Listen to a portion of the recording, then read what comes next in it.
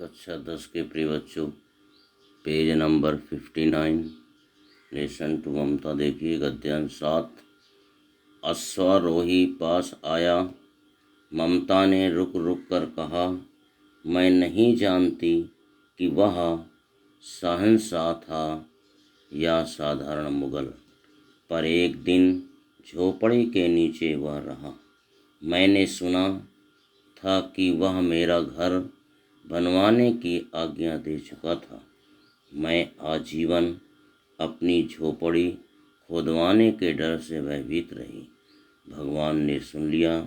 मैं आज इसे छोड़े जाती हूँ। अब तुम इसका मकान बनाओ या महल। मैं अपने चिर विश्राम गृह में जाती हूँ। इसके नीचे शब्दार्थ देखिए। अश्वारोही घुड़सवार, आजीवन जीवन भर, भयभीत डरा हुआ, चिर विश्राम गृह स्वर्गलोक। व्याख्या। लेखक कहता है कि जब ममता घुड़सवार को अपने पास बुलाती है तो वह उसके पास आता है। ममता मृत्युशैया पर लेटे होने के कारण रुक रुक कर उस घुड़सवार से कहती है कि किसी समय इस झोपड़ी में किसी व्यक्ति ने शरण तो ली, परंतु मैं ये नहीं जानती कि वह कौन था। वह कोई शहंशाह था या कोई साधारण मुगल, परंतु वह एक दिन मेरी इसी झोपड़ी में रहा था।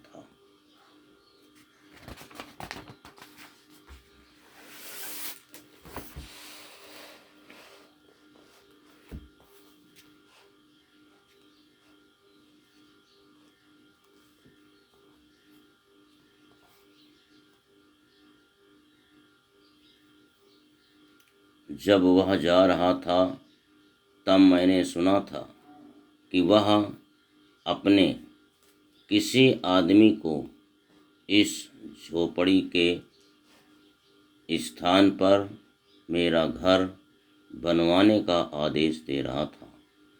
मैं आज तक इसी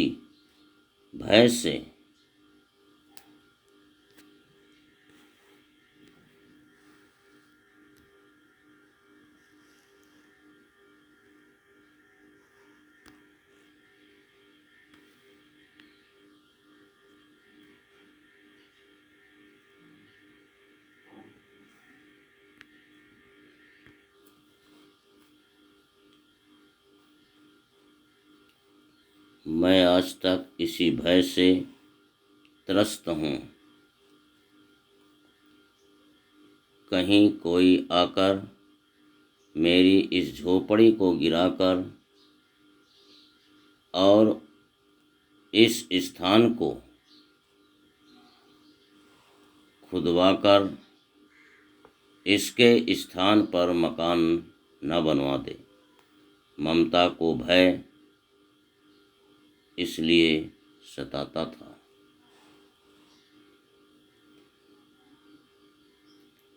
क्योंकि इस झोपड़ी के साथ उसके जीवन की बहुत सी यादें जुड़ी हुई थीं।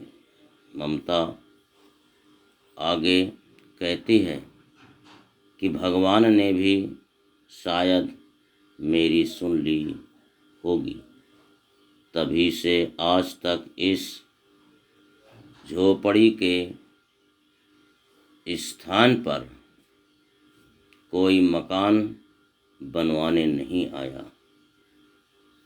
आज मेरे जीवन का समय पूर्ण हो चुका है।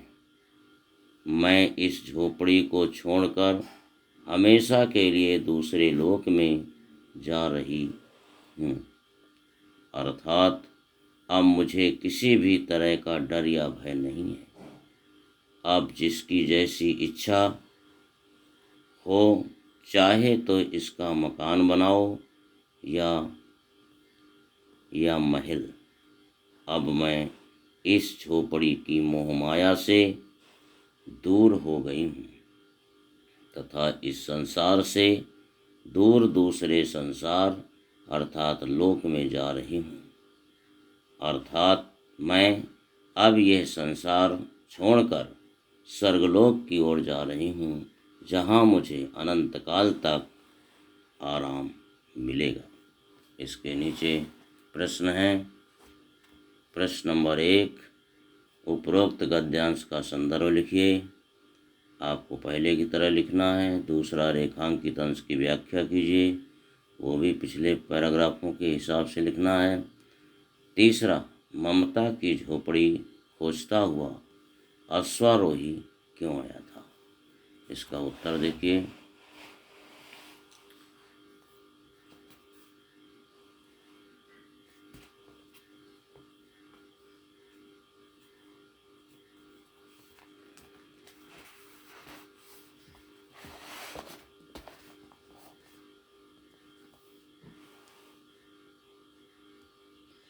ममता की झोपड़ी खोजता हुआ अश्वारोही इसलिए आया था क्योंकि मुगल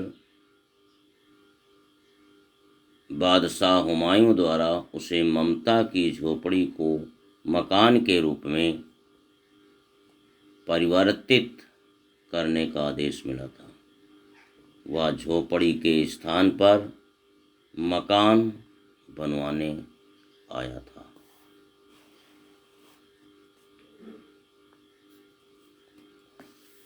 चौथा प्रश्न देखिए। भगवान ने ममता पर क्या कृपा की? इसका उत्तर देखिए।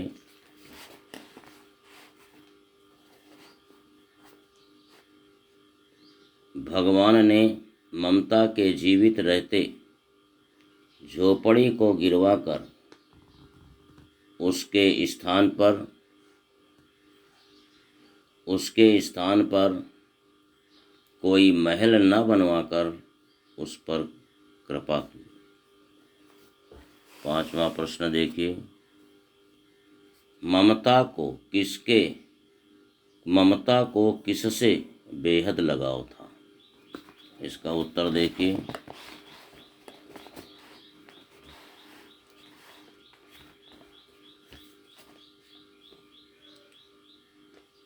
ममता को अपनी झोपड़ी से बेहद लगाव था, क्योंकि इस झोपड़ी में वह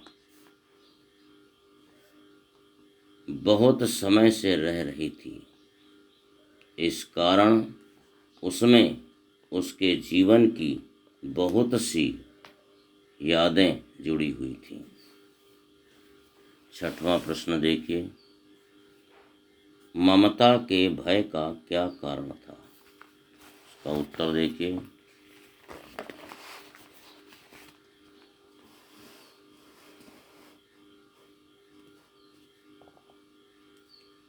ममता के आजीवन भय का कारण ये था कि कहीं एक दिन का वह शरणार्थी जो मुगल साम्राज्य का व्यक्ति था तथा उस झोपड़ी को तुड़वाकर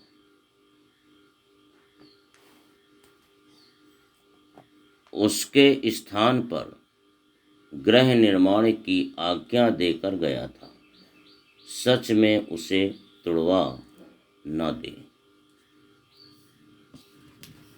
सातवां प्रश्न है।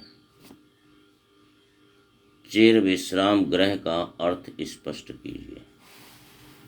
सातवें का उत्तर देखिए। चिर विश्राम गृह से आशय मौत की गोद से है, जहां जाकर आदमी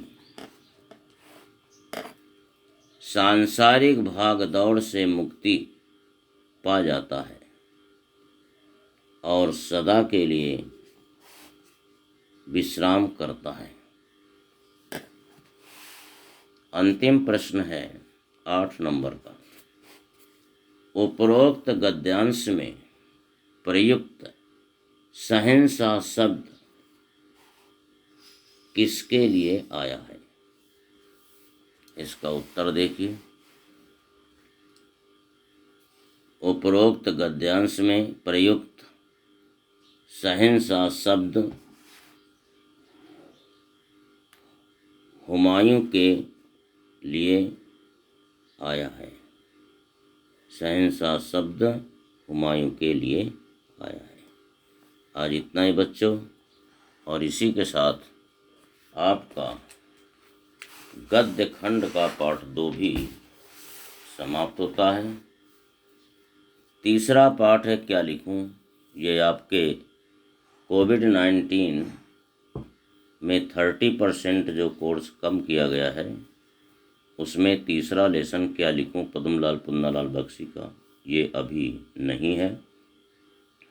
आगे गाइडलाइन जब आएगी और बढ़ाया जाएगा लेसन तभी पढ़ाएंगे। अब आपको कल से हम काव्य खंड पढ़ाएंगे, सूरदास का पाठ।